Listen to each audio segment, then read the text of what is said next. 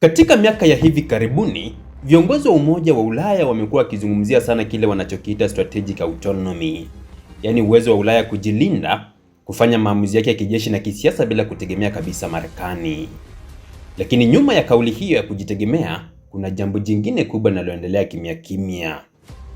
Ulaya inaonekana kuingia hatua mpya ya mashindano ya silaha za nyuklia na siasa za deterrence. Kutoka Ufaransa kuongeza uwezo wake wa silaha zake za nyuklia hadi Ujerumani kushiriki zaidi kwenye mazoezi ya nyuklia ndani ya NATO na Poland kutaka deterrence yake yenyewe, bara la Ulaya linaonekana kubadilika haraka. Swali kubwa ni je, Ulaya inajilinda au inaingia kwenye mchezo hatari wa nuclear brinkmanship? Kwa miaka mingi baada ya vita baridi, usalama wa Ulaya ulikuwa chini ya mwamvuli wa Marekani kupitia NATO. Lakini vita vya Ukraine, vita vya Iran, kurudi kwa siasa kali za Urusi, hofu kuhusu mabadiliko ya siasa Marekani na kutokuaminiana kuhusu mustakabali wa NATO vimeifanya Ulaya kuanza kujiuliza, itakuwaje kama siku moja Marekani haitaki tena kuibeba Ulaya kijeshi? Hapo ndipo wazo la strategic autonomy likaanza kupewa uzito mkubwa. Lengo rasmi ni kujenga jeshi imara la Ulaya, kuongeza viwanda vya silaha, kupunguza utegemezi wa Washington na kuhakikisha bara linaweza kujilinda lenyewe. Lakini wakosoaji wanaamini kuwa nyuma ya slogani hiyo kuna ongezeko kubwa la militarization ya bara lote la Ulaya.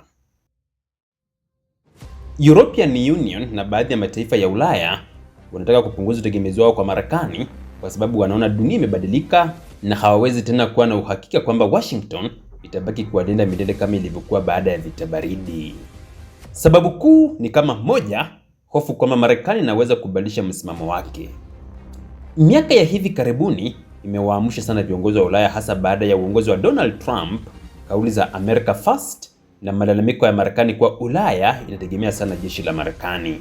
Trump aliwahi kuhoji wazi kwa nini Marekani ibebe gharama kubwa ya kulinda Ulaya. Kauli kama hizi zilifanya Ulaya kuanza kujiuliza ikiwa siku moja Marekani itaamua kujiondoa au kupunguza msaada wake, watafanya nini? 2. Vita vya Ukraine vilivyoishtua Ulaya. Invasion ama uvamizi wa Urusi nchini Ukraine vilionyesha kwamba vita vikubwa vinaweza kurudi Ulaya.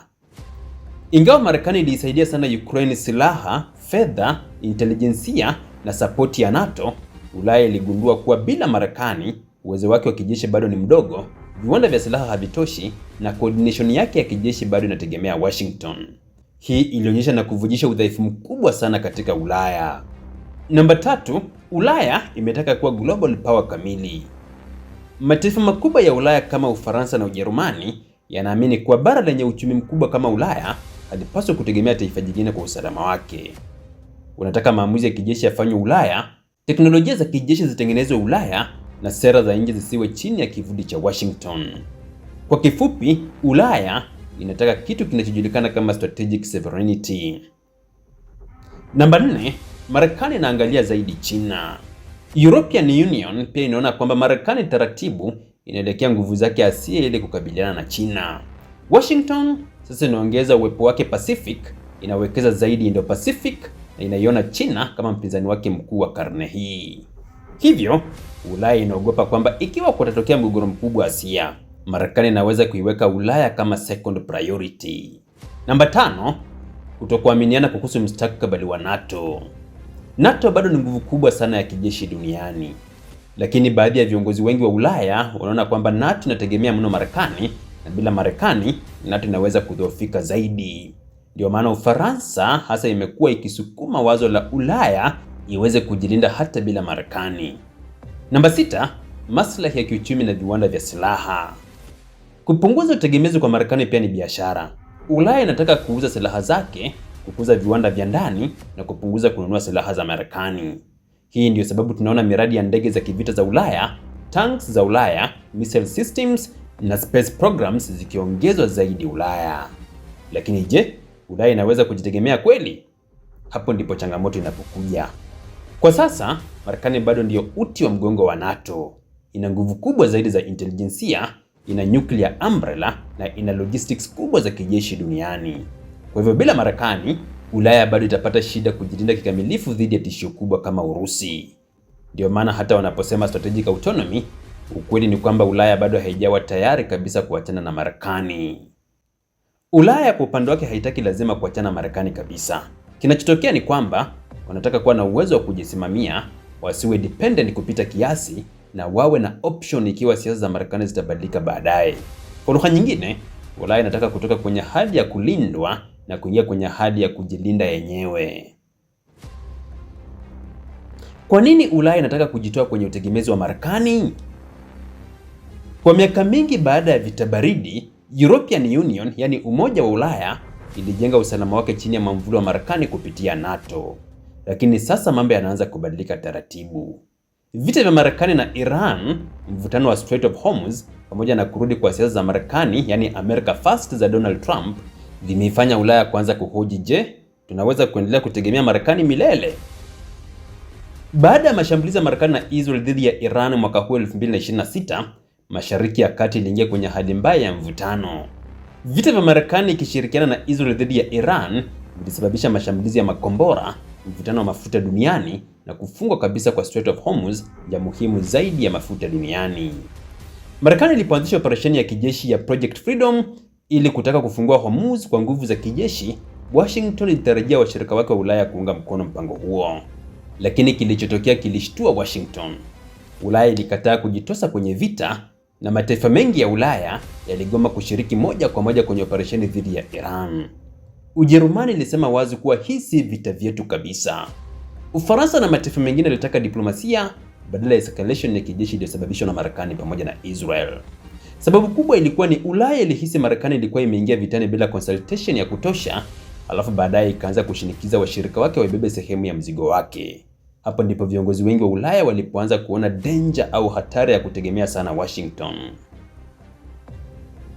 Kitu kingine ni siasa za Donald Trump za MAGA, yani Make America Great Again. Make America Great Again zimekuwa na impact kubwa sana Ulaya. Trump mara nyingi amekosoa NATO, amedai Ulaya inaitumia Marekani, na amehoji kwa nini Marekani ilinde bara tajiri kama Ulaya bila wao kutumia fedha nyingi za ulinzi. Katika kipindi cha vita vya Iran, Trump aliwahi hata kutishia mustakabali wa NATO ikiwa washirika hawangesaidia kufungua Hormuz. Kwa viongozi wa Ulaya, huu ulikuwa ujumbe wazi kwamba Marekani inaweza kubadilisha commitment yake kwa Ulaya kulingana na siasa za ndani. Ulaya pia inaiona Marekani inazidi kuwa unpredictable. Baadhi ya viongozi wa Ulaya wanaamini kuwa Marekani ya sasa inabadilika haraka kisiasa, ina polarization kubwa, na sera zake zinaweza kubadilishwa ghafla kila uchaguzi. Leo Marekani inaweza kusaidia Ulaya kikamilifu, kesho rais mwingine anaweza kusema hiyo si vita yetu kabisa. Na hiyo ndio hofu kubwa kwa Brussels. Vita vya Iran vilionyesha udhaifu mkubwa wa Ulaya na Marekani, hasa wakati wa crisis ya Hormuz. Ulaya iligundua kuwa bado inategemea sana jeshi la Marekani, intelijensia ya Marekani, navy ya Marekani na deterrence ya Marekani. Hii ilionyesha kwamba bila Washington, Ulaya bado haina uwezo mkubwa wa kujilinda kwenye migogoro mikubwa ya kimataifa. Ndio maana sasa tunaona matumizi ya kijeshi yanaongezeka, viwanda vya silaha vinaongezwa, na mjadala wa strategic autonomy unakuwa mkubwa zaidi. Je, Ulaya inataka kuachana na Marekani kabisa? Jibu ni kwamba ndiyo, lakini si kabisa. Ulaya bado inahitaji Marekani kijeshi, lakini wanachotaka ni kuwa na backup plan, kuwa independent zaidi na kuhakikisha kwamba usalama wao haupo mikononi mwa siasa za Marekani peke yake. Kwa kifupi, Ulaya inaogopa kuwa siku moja slogan ya Make America Great Again inaweza kumaanisha Europe must defend itself. Vita vya Marekani na Iran vilikuwa turning point muhimu kwa Ulaya. Vilionyesha hatari ya kutegemea Washington pekee, jinsi siasa za Marekani zinavyoweza kubadilika, na jinsi America First inaweza kuathiri washirika wake. Ndio maana leo European Union au Umoja wa Ulaya inaonekana kusukumwa zaidi kuelekea kujitegemea kijeshi, kuongeza deterrence na kujenga uwezo wake bila kutegemea kabisa Marekani. Lakini kadri Ulaya inavyojitegemea zaidi kimkakati, swali linaendelea kubaki, je, hii italeta usalama zaidi au itafungua zama mpya za mashindano ya kijeshi duniani, yani arms race? Ufaransa ndio taifa pekee ndani ya Umoja wa Ulaya lenye silaha za nyuklia baada ya Brexit ya Uingereza kutoka EU. Rais Emmanuel Macron ameendelea kusisitiza kuwa deterrence ya nyuklia ya Ufaransa inaweza kuwa sehemu ya usalama wa bara zima la Ulaya. Paris peke yake inaendelea kuboresha submarines zake za nyuklia, makombora ya ballistic na mifumo ya deterrence. Kwa mtazamo wa Ufaransa, Ulaya haiwezi kuwa independent power bila deterrence ya nyuklia. Lakini kwa wakosoaji, hii ni hatua inaweza kuongeza tension kati ya Ulaya na Urusi. Kwa miongo mingi, badala ya vita vya pili vya dunia, Ujerumani ilikuwa makini sana kuhusu masuala ya kijeshi. Lakini hali hiyo imeanza kubadilika taratibu. Berlin imeongeza matumizi ya kijeshi, ushiriki kwenye mazoezi ya NATO na coordination kwenye nuclear deterrence exercises. Ujerumani bado haina silaha zake za nyuklia, lakini inaendelea kushiriki kwenye mfumo wa NATO nuclear sharing. Hii ina maana kuwa katika mazingira maalum ya vita, ndege za Ujerumani zinaweza kubeba mabomu ya nyuklia ya Marekani chini ya mfumo wa NATO. Hatua hii imezua mjadala mkubwa ndani ya Ulaya. Je, Ujerumani inarejea tena kama giant wa kijeshi wa Ulaya? Labda taifa linalozungumza wazi zaidi kuhusu hofu ya Urusi ni Poland. Kutokana na historia yake na migogoro na Moscow, Warsaw imekuwa ikisukuma uwepo mkubwa wa NATO, silaha zaidi na hata uwezekano wa kuwa na deterrence ya nyuklia. Viongozi wa Poland wamewahi kusema kuwa wako tayari kuhifadhi silaha za nyuklia za NATO au kushiriki zaidi kwenye mfumo wa deterrence. Kwa Poland, vita vya Ukraine vilibadilisha kabisa kila kitu. Kwao, Urusi si tishio la kinadharia bali ni tishio halisi kabisa. Je, hii ni Rusofobia au ni hofu halisi? Wakosoaji wa sera hizi wanasema Ulaya inaendeshwa na panic ya viongozi, propaganda za vita na kile wanachokiita Rusofobia, yani hofu au chuki kupita kiasi dhidi ya Urusi. Wanahoji kuwa Ulaya inaongeza tension badala ya diplomasia, inasukumwa na hofu badala ya strategy na inaingia kwenye mbio mpya za silaha. Kwa upande mwingine, wanaounga mkono hatua hizo wanasema Urusi imeonyesha utayari wa kutumia nguvu Ukraine, mazingira ya usalama yamebadilika na deterrence ndio njia pekee ya kuzuia vita vikubwa zaidi. Je, hii ni nuclear brinkmanship? Nuclear brinkmanship ni siasa ya kusogeza dunia karibu na hatari ya vita vya nyuklia ili kulazimisha mpinzani kurudi nyuma. Katika historia, Cuban Missile Crisis ndio mfano maarufu zaidi.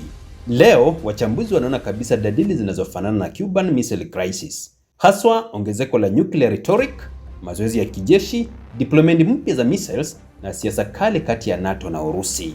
Hatari kubwa ni kwamba kadri pande zote zinavyojizatiti zaidi, ndivyo nafasi ya miscalculation inavyoongezeka kuwa kubwa zaidi.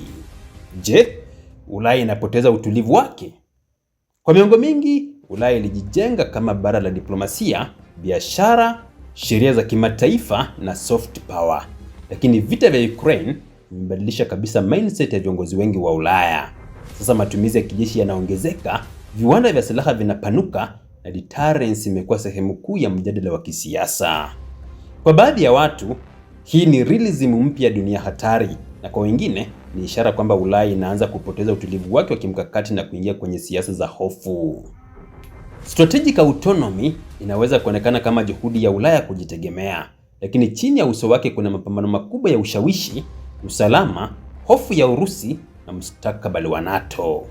Kadri Ulaya inavyozidi kujizatiti kijeshi, swali linaendelea kubaki: je, bara hili linaimarisha amani kupitia deterrence au linaisogeza dunia karibu zaidi na zama mpya za nuclear confrontation?